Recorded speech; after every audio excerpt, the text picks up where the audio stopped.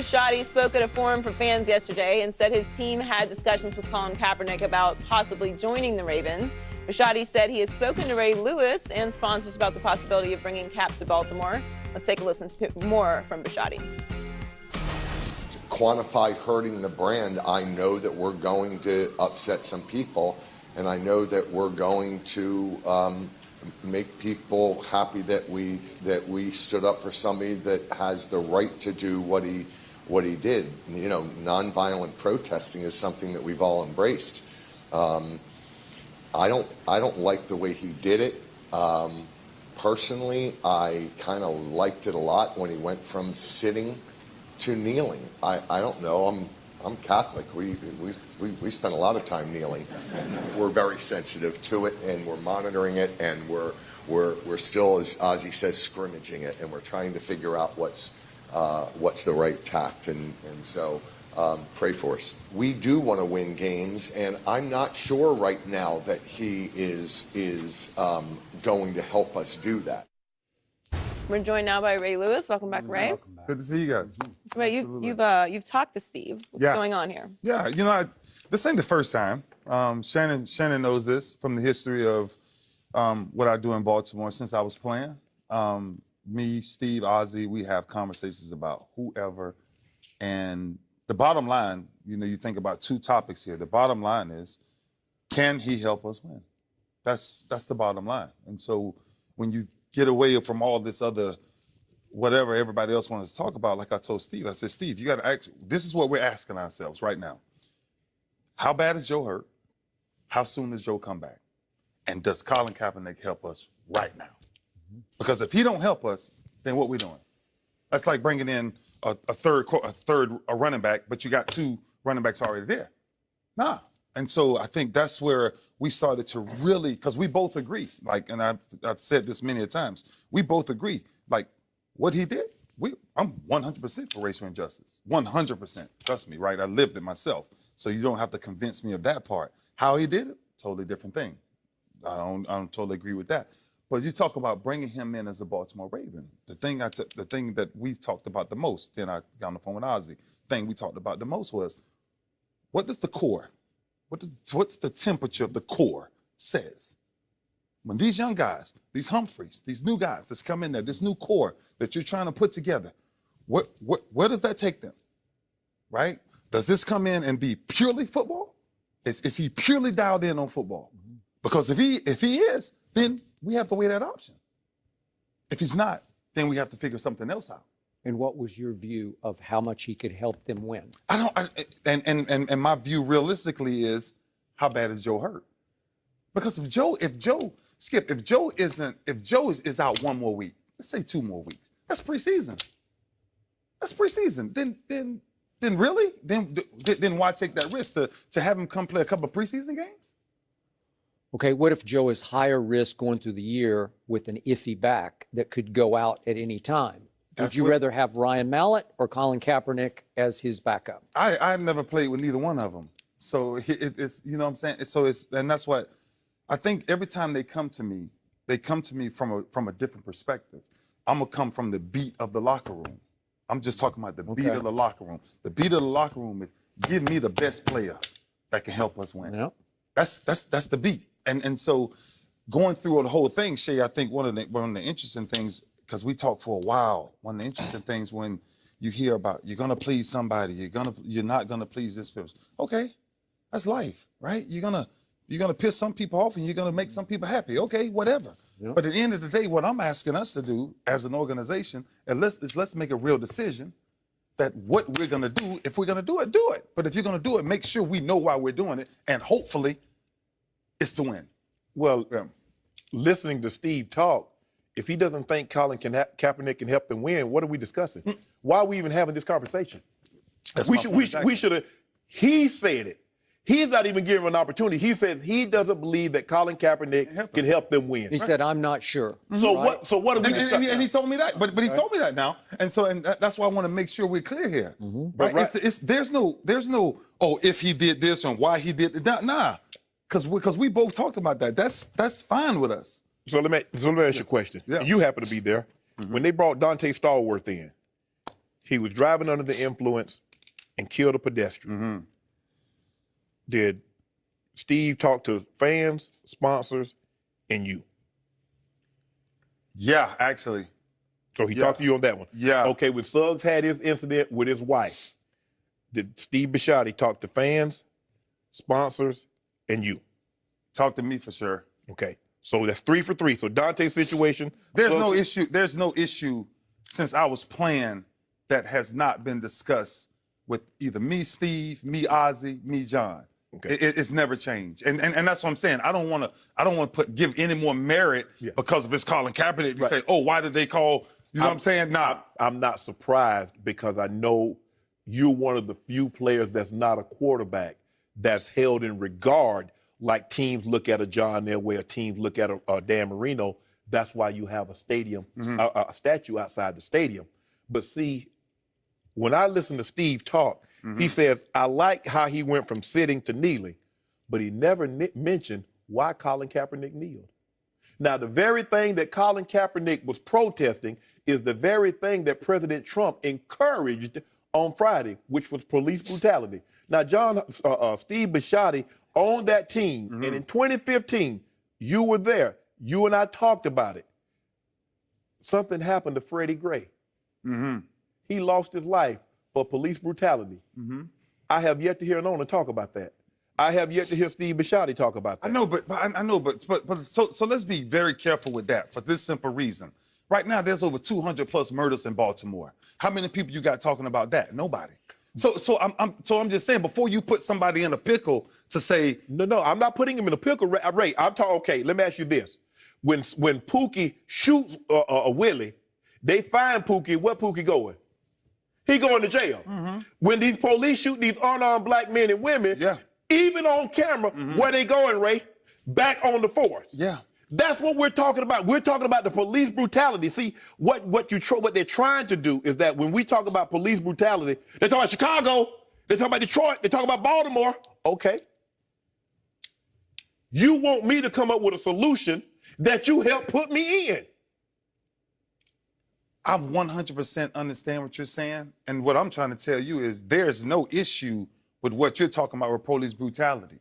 We're sitting here as men. Yeah. So let's understand this. We're sitting here as men. And me and you, as men, ourselves, not watch nobody else deal with police brutality. I lived it. Oh, I know. So understand that. Just understand the dynamic of what we're talking about. I'm not talking about if this person stood out. It's not too many people. Say it for what it is. It ain't too many people gonna stand up to go into black neighborhoods and worry about black folks killing themselves. That's factual. So sooner or later, then we figure that out, then we're gonna start taking care of ourselves. So when I started to start to understand these things, Shay, what I started to understand was that ain't Steve Bisciotti's fight, what happened to Freddie Gray.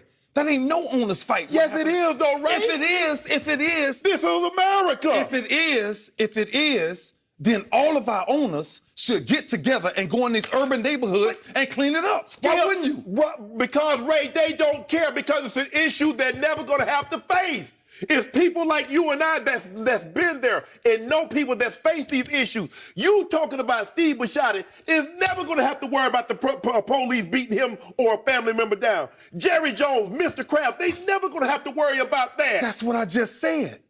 So why should they care? They should care because it's the United States of America. You care about what's going on in Ukraine. You care about what's going on in Venezuela. How many times before any of these things came up, before you was playing, after you playing, how many times it happened? But they pretended like they care. Just ask her how many times did it happen? It was going on a lot, but the advent of social media. I know, we keep. I don't want to go back and forth. Okay, you go ahead. Go ahead. Time out. So let's go back to, can he help the Baltimore Ravens win? Let's forget about all the simple as that. And what I saw from that video of Steve Bisciotti talking to a fan forum at your stadium with the commissioner up on stage, sitting on a stool right down from him, listening to all this, I saw a show that I did not like, that left a bad taste in my mouth because it came across like it was all for show, that he merely wanted to deliver a message to his sponsors and his fans and ultimately to us here that well, we're thinking about it.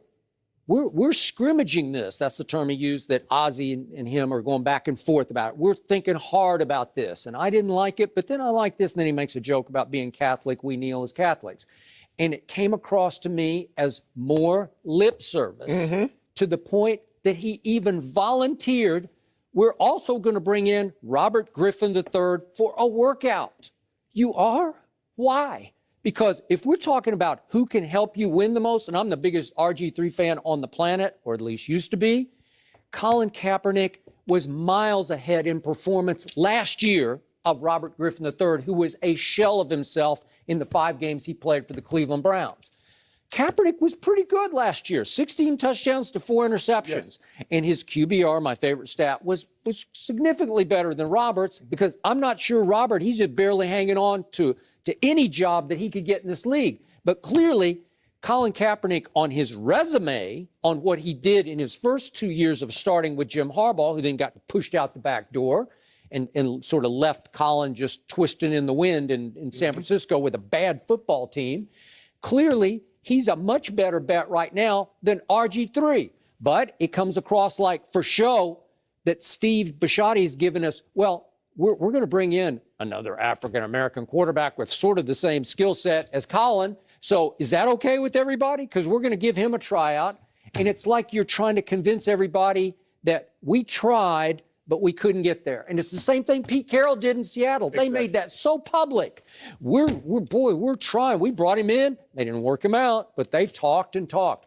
Where are your priorities? What's important to you right now? That's what Pete Carroll said. And his locker room, boy, that Seattle locker room, they were on fire for Colin Kaepernick. That's the best fit in the world for Colin right now, is the Seattle locker room.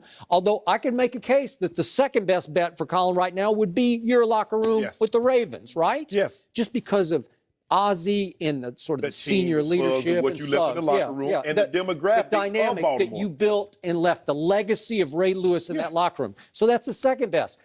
But all I heard from the owner was lip service. I think he was trying to tell everybody, we tried to get there, we thought hard about it, but we can't get there. So we're going to bring in Robert Griffin III. Baloney. I'm sorry, I'm calling lip service on you. I'm calling it's all for show. Okay, I get it. I keep saying this. And before we jump into everything else, it's still our conversation, whether you believe whatever Steve Bisciotti is saying or not. It came down to one simple conversation. And every scout goes through the same exact thing. We live this our entire lives. Every player is evaluated for one simple reason. Can you help me or not? My bottom line, from a distance, Colin Kaepernick is much better than Ryan Mallett. Absolutely. He just is. He just is. I could just show you his resume. He's much better. Again, are his priorities? I don't even care. I just know he's better right now. This is a patch-up problem. Okay. If Joe Flacco is hurt for a week, they're getting a patch-up problem. All right. Patch-up. We've lived it our entire lives. Okay, even if it's a patch-up problem. We did it our entire lives. You know about back injuries. There's a 100% chance Joe Flacco is going to take a helmet in his back.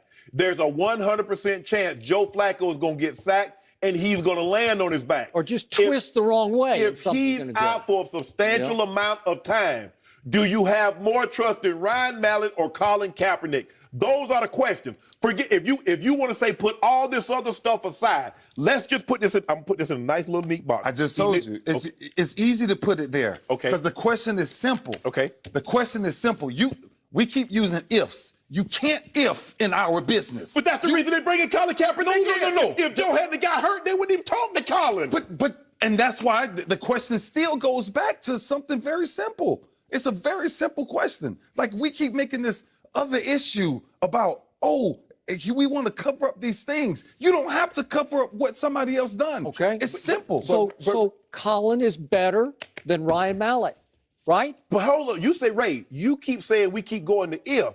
Yeah. We're in this situation because if Joe didn't get hurt, we wouldn't be having this conversation. Shannon, that's why everybody brings in 2 and 3 players at a position. Yes. This has never changed.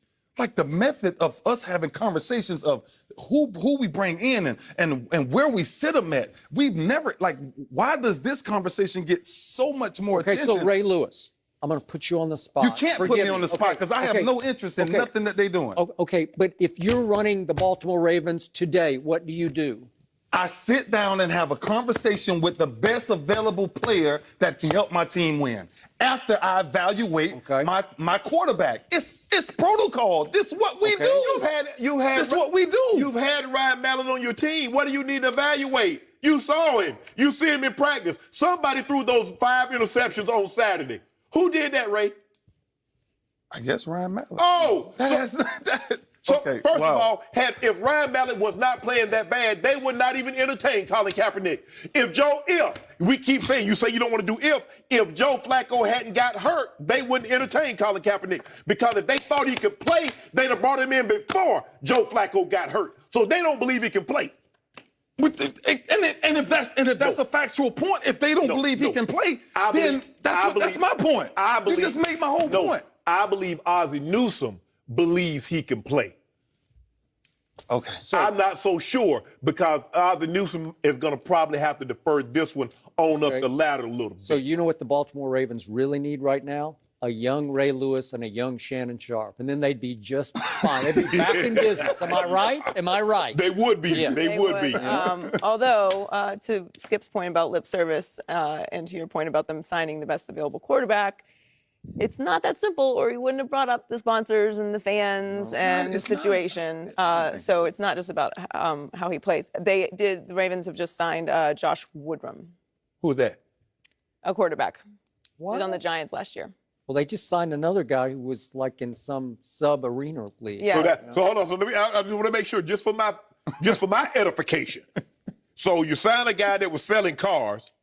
Okay, he's an arm. Now you signed this guy. They waived David Olson, and they've signed. Oh, they waived David Olson. Oh, I guess he didn't make the cut. that's I believe they will be right? overly cautious. I would be shocked if Joe Flacco plays in the preseason. All right. Well, we got to leave it there. Ray, thanks for joining us. Absolutely. LeVar Ball Way was to go. out of line again this weekend. We'll discuss that next.